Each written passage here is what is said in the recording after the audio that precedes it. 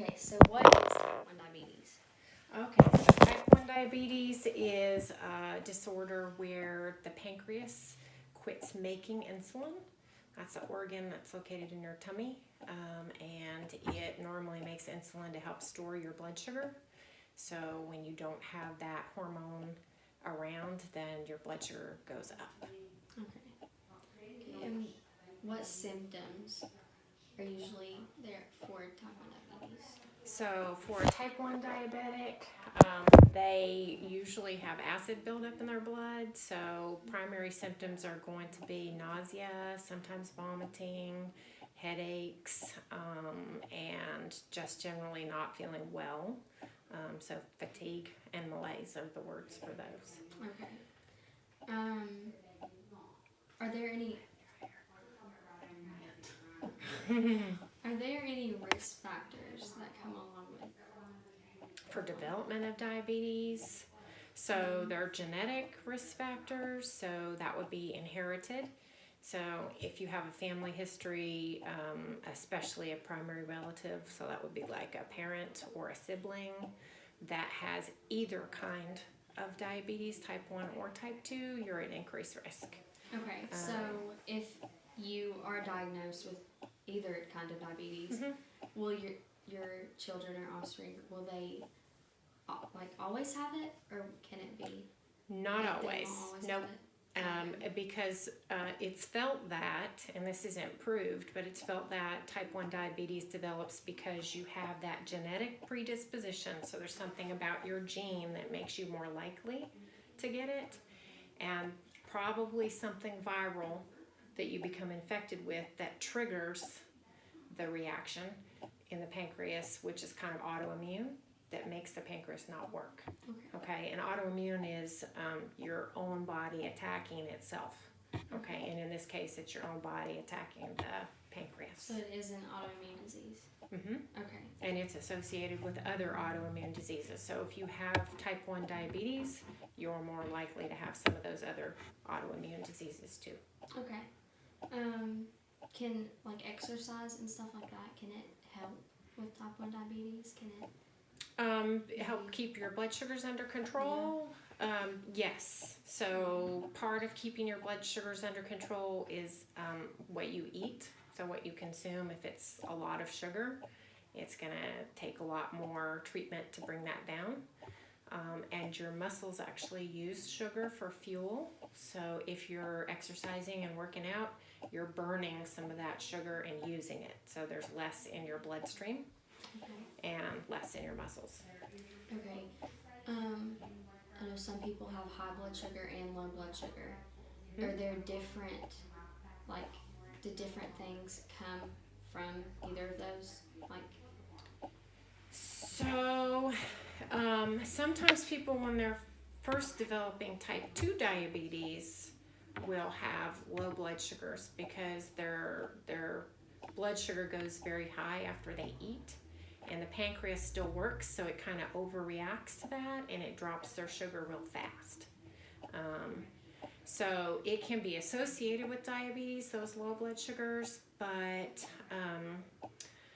it's type 2 and not type 1. With type 1 diabetes, low blood sugars most often have to do with over-treatment. So that would be like getting too much insulin and, maybe going out to exercise all at the same time, and then your blood sugar drops. Okay.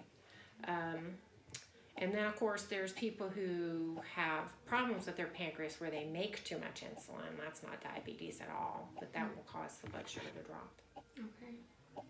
Okay, can type 1 diabetes be cured? Not at this time. Okay. No. I mean, there's ongoing research in that field. Most of it right now is geared toward making sort of an artificial pancreas for people. Because we don't have the technology with stem cell research to generate a pancreas. Okay, but that's where the research is for the quote-unquote cure, is can we take stem cells and create a new pancreas and put it in you. Okay. That's interesting. This this is just kind of off of the, Yeah. just kind of something that I saw.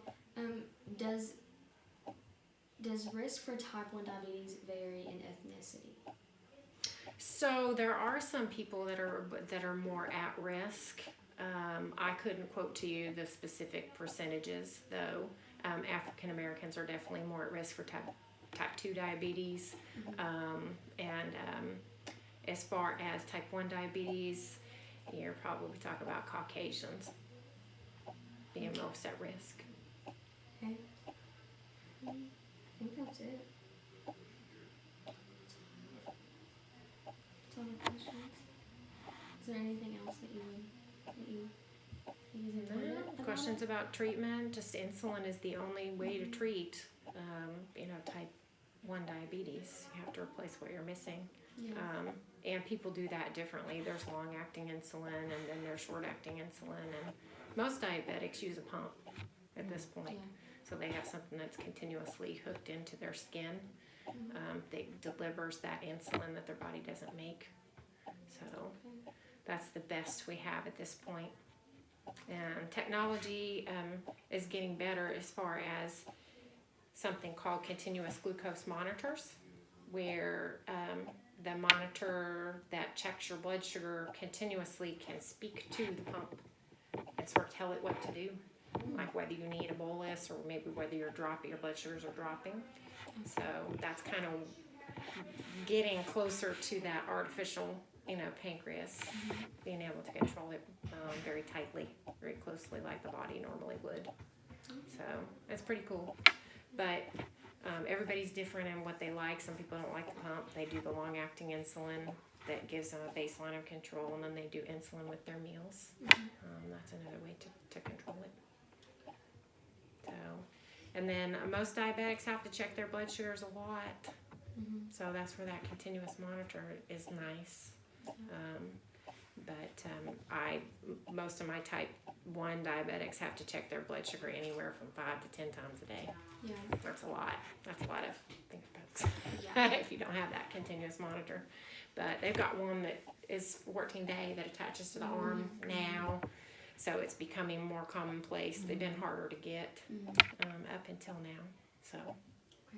So type 1 is low and type 2 is high. Is that right? No? It's all high blood sugar. Oh, it's all high. Okay. Yep. Type 2 diabetics, their pancreas still makes insulin, but their body doesn't use it very well. Oh, okay. And Right. most of the time, what insulin does is it goes to your muscles or your fat cells, and it tells those cells to store blood sugar for fuel later, okay? And muscle cells do that really efficiently. Fat cells don't. So the typical type 2 diabetic is overweight. They've got more fat mass than they should. And it caused their body just not to use the insulin very well. So they don't store the sugar very well. So the sugar will be high in the body. But that's why medications can work for, a type 2 diabetic, because we can sort of make the pancreas work harder or make those cells work better with oral medicine. But they're both a problem with high blood sugar. Okay. Yeah. Another difference between type 1 and type 2 diabetes is because with type 2 diabetes, you're still making some insulin. Type 2 diabetics don't get real sick. Like you were talking about how do you know, like what symptoms show you that you're developing diabetes? Type 2 diabetics don't get like that. They might pee more, eat more, be more thirsty. So it only catches blood work, pretty much. Well, the typical presentation for type 1 diabetic, type 1s are usually kids, and they usually get very sick very fast. They're lethargic, they're vomiting, they're just sick enough that you would take them to the emergency room, and then when the blood work's checked, then they see that the blood sugar is very high. So.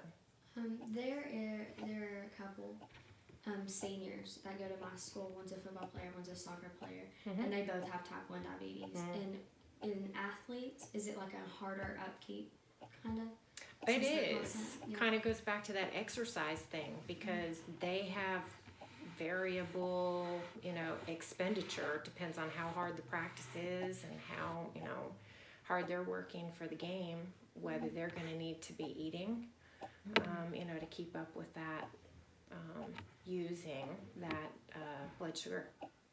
So, and they probably know their bodies a little bit by now and know to either, turn down their pump or, have a few extra things to snack on when they get off the sideline, or drinks, replacement drinks that have sugar in them, to keep their sugars up. Okay. Yeah. So it's complicated. All right. Yep. I guess that's it. That's Okay. all. Yeah. Thank you. You writing a paper or something?